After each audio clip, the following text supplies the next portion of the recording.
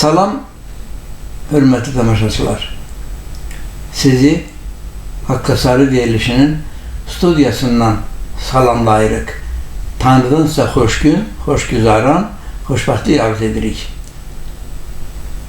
Haqqasarı verilişinin bugünkü qonağı Gürcistan Azərbaycanları içərisində həmişə adı öndə çəkilən öz sənəti üzrə təsviri sənət ustası, rəssamlıq sənətinin ən yüksək zirvəsindən boylanan el oğlumuz, dostumuz, ziyalımız və şəxsən mənim ən yaxın dostlarımdan biri olan Qəşəm Süleymanovdur. Çox sağ olun. Qəşəm müəllim, xoş gəlmişsiniz bizim studiyamıza. Çox sağ olun. Qoyun, tamaşaçılarımız da bilsin ki, Qəşəm müəllim rəssamlıq sənətinin bütün sirlərini bilir və bir şeyi də oraya əlavə etmək istəyirəm ki, Gürcistanda yaşayan Azərbaycanlıların onlarla şairi, yazıcısı, alimi, aşığı, sənətkarı var idi. Amma mən elə fikirləşirdim ki, görəsən Allah bizim Gürcistan Azərbaycanları içərisində rəssamımız varmı? Amma sonra mənə zənglər oldu, internetdən öyrəndim ki, bizim Rizvan İsmailovumuz var, bizim Rədə xanım var Qardaban zonasından və eşidəndə ki, bizim daha çox tanınmış, daha böyük istedada malik, bütün rəssamlıq sənətinin sirlərini bilən, daha doğrusu ustası olan bizim Qəşəm müəllimimiz var. Mən çox sevindim.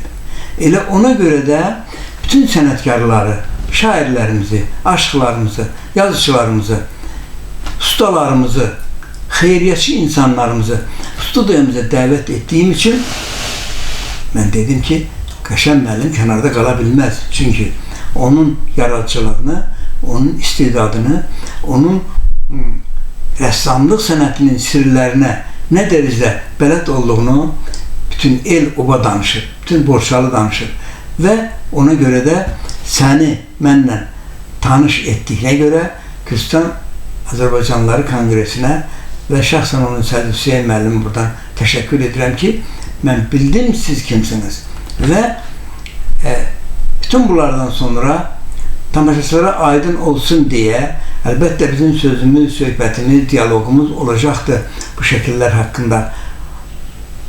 Bunların çəkilmə bir əməziyyəti var, zəhməti var, onun bu haddı gətirmək, bu qədər gözəl, tam, bitmiş bir şəkildə onu xalqa təqdim eləmək hər olun işi deyil. Bu istedadı olan, bu sənətin sirlərinə bələd olan, bunu tam mənimsəyən və gözəl, əl qabiliyyəti olan bir kişi.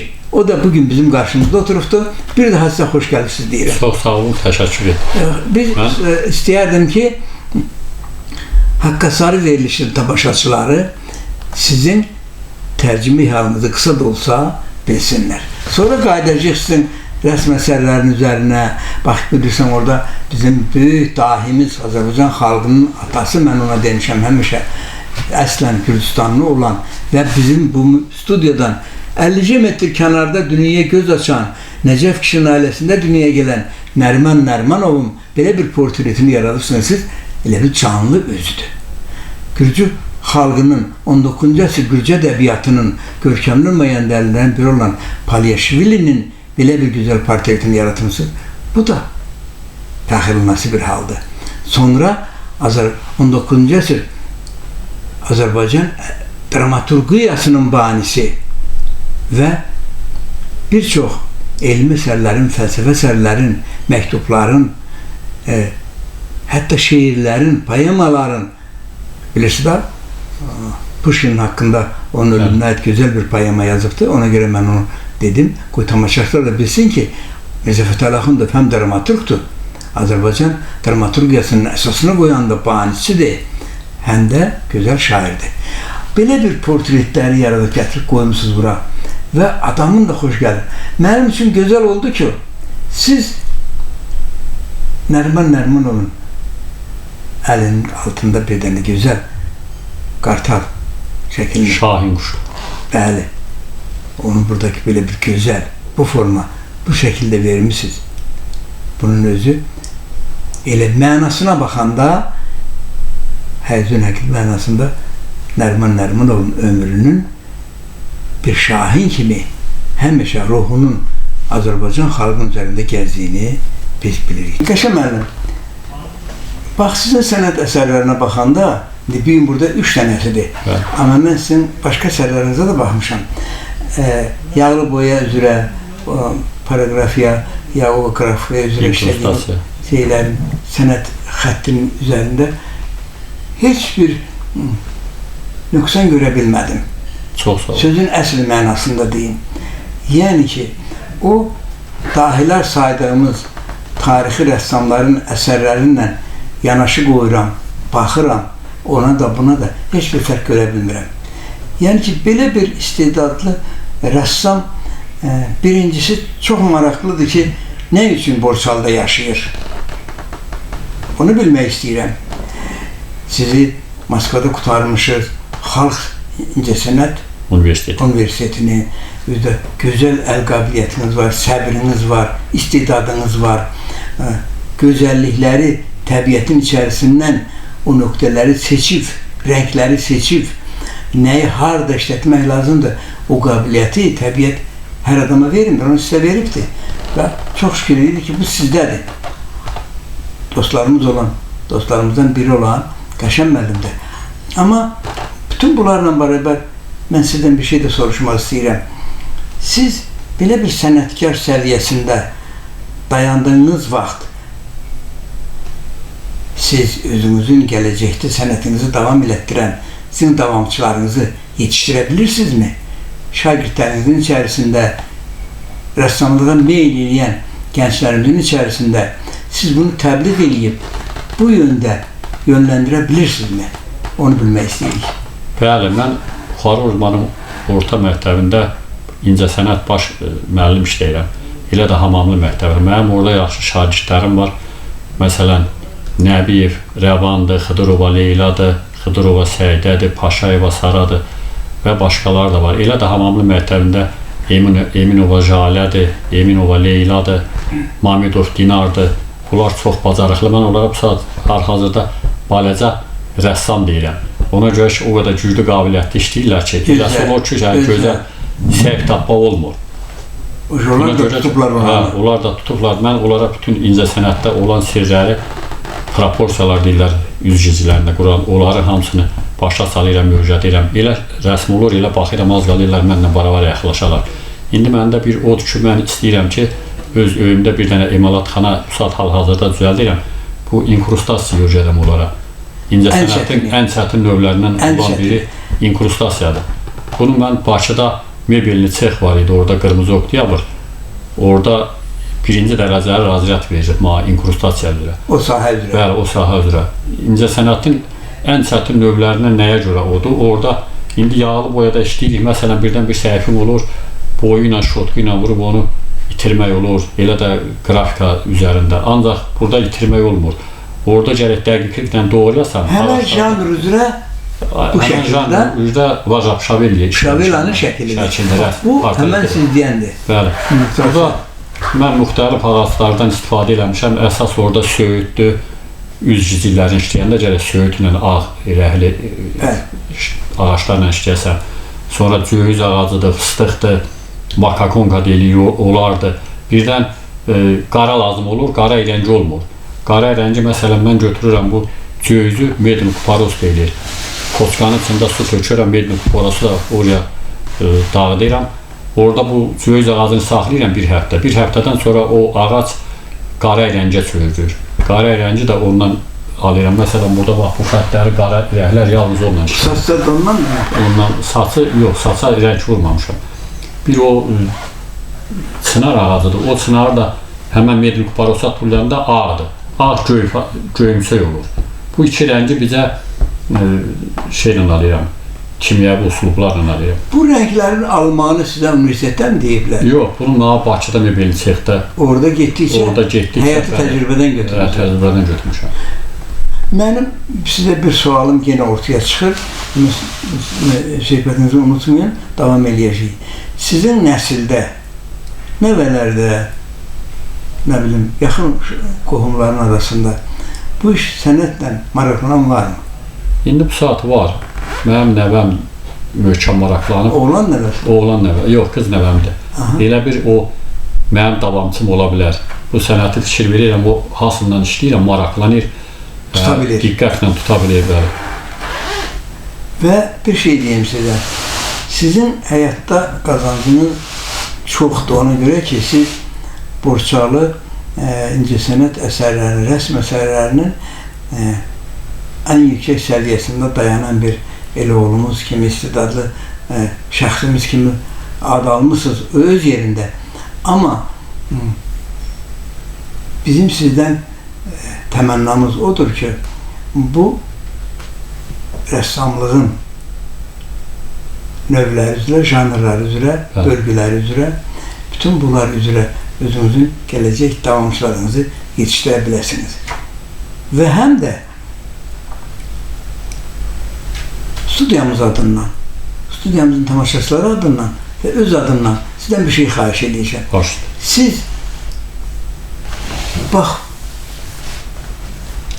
bu janrda bir Quran-ı Kərim kitabını işləyəsiniz. Mənim başım üstə. Nə qədər gözəl olar. Laf gözəl işləyərəm. Və o Quran-ı Kərim kitabını biz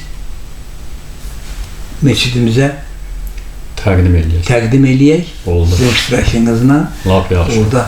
Mənim fikrimdə də var idi o. Nə qədər gözəl iş olar. Həm də tarixləşərsiniz. Ona görə bunu mən sizdən xahiş edirəm. Yadınızdan çıxarın. Başda. Buyurun.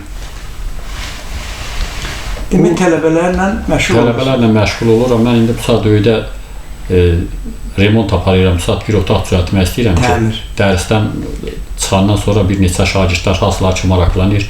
Oraya dəvət edəyəm, orada gənə bu üslublardan istifadə edəyəm, öyrədəm onları, sirlərini göstərəm, nə tər işləmək lazımdır. Belə uşaqlar da var, yaxşı uşaqlar hansılar ki maraqlanır. Həmişə mənə zəng edirlər ki, açılmadı mı? İndi bəyək yanınızda zəht elədilər, qapısını qoymuşam gün. İndi içəridə remont aparacam. İnşallah. Hamısını dəvət edəcəm, orada məşğul olsunlar. Bu incəsənətlə məşğul olmaq çox yaxşı, maraqlıdır. Mən də istəyirəm ki, davamçılarım belə güclü ola, həvəslə işləyərlər, dallı davam eləyərlər, nəsildən nəsilə keçirərlər. Bir sualımız yenə ortaya çıxır. Burada 3 janr üzrə qoymuşuq da, o qrafikada yoxdur inşallah. Gələn verişlərimizin birində o grafikanı da qoyarıq, başqasını da qoyarıq. Yəni 5-6 janr üzrə sənin əsərlərini mən baxa bilmişəm. Bunların içərisində ən asanı hansıdır işləməyə? Asanı məndən ötürü bir balaca inkrustasiya çətindir, qalanı mənim üçün asandır. Pirografiyadır, qrafikadır, yağlı boyadır. Pirografiya bu bəlkə Mirzə Fətəli Axundovun Mirzə Fətəli Axundovun portretidir. Burada mən pirografiya ilə işləmişəm. Orada karandaşla işləyəndən sonra vıjiqat elə aparat var spesialni. Onunla yandırma ilə başlayır məşğul olmağa. İşıq kölgə münasibətidir, işıq hardan düşür, nə tərdir, proporsiyalardır, hamısını onunla düzəldirəm. Bəs Nəriman Nərimanovun portreti burada Şahinlə bərabər qoymusunuz. Yağlı boyayla işləmişəm. Çox gözəl, çox belə istedadlı bir şəkildə bu nərsəyi gətirmişsiniz. Bütün tamaşaçılar adına sizə təşəkkür edirəm. Həm də studiyamız adından. Bu yağlı boyadır. Bəli, yağlı boyadır. İndi bununla işləmək nə təhərdir? Bununla mənim üçün ən asandır gəlir, nəyə görə? Ən asanı budurmu? Bir dənə səhifim oldu, ya nəsə xoşuna gəlmədi, kraskadır, vurur, itirə bilirsən. Və üstünə istədiyin rəngi qoyur.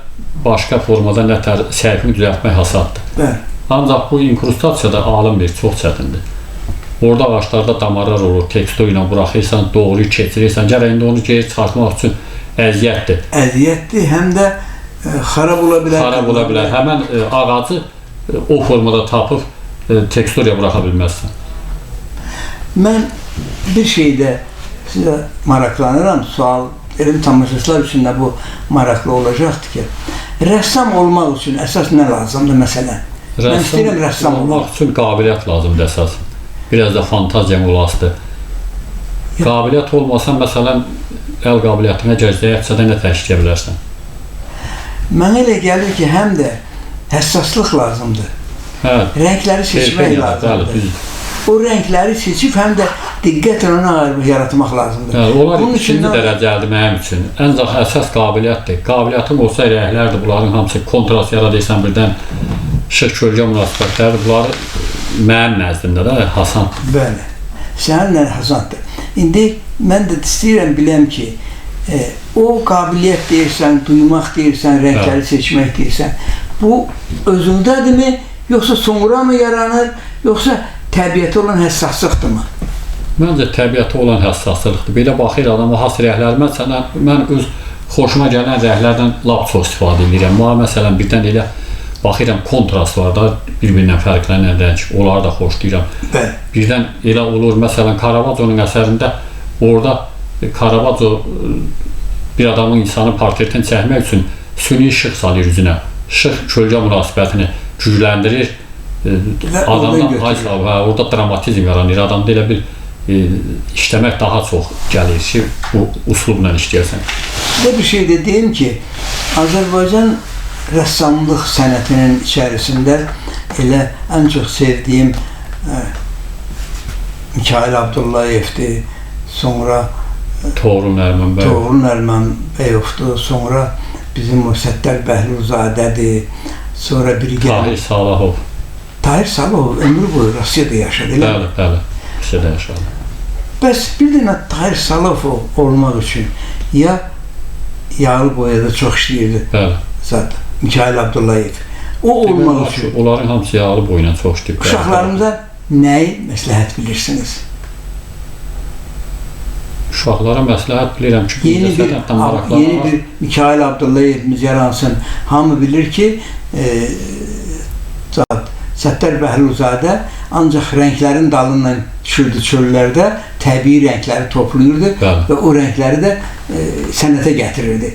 Bunu hamı bilir, onun maraqlanırlar.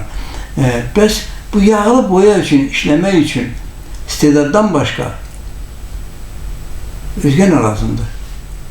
Yaxşı, mən istəyirəm, həvəsim var, çəkim, amma həvəs olmalı burun yekə olur, gözlə proporsiya, gərək proporsiya düzəldəsən. İtirilir, simmetriya itir, baxış itir, rənglərin müəyyən uzlaşması var. Sən ona görə də qabiliyyət lazımdır ki, deyək ya portret, ya nəsə işləyirsən, ən birinci listə kompozisiya qurmaq lazımdır. Məsələn, uşaqları öyrədəndə birinci həmişə listi götürürəm, deyək A4 formatında deyirəm. Burada məsələn, rəsmi həmişə çəkəndə ortada düz yerləşdirmək, yerləşdirəndən sonra orada proporsiyaları düzəltmək, göz, burun, ağız, nətər qurmaq lazımdır. Sonra onu istifadə edib qutarandan sonra, məsələn, üstdən o karandaşla işləyəndən sonra yağlı boyla işləyə bilərsən.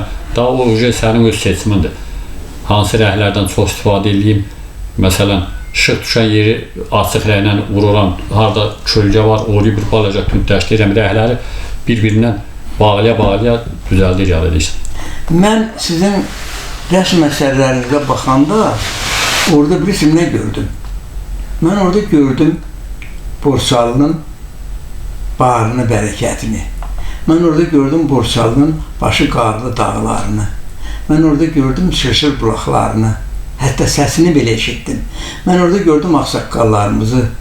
Mən orada gördüm torpağa səmimiyyətimizi, bağlılığımızı, qonaqpərvərliyimizi.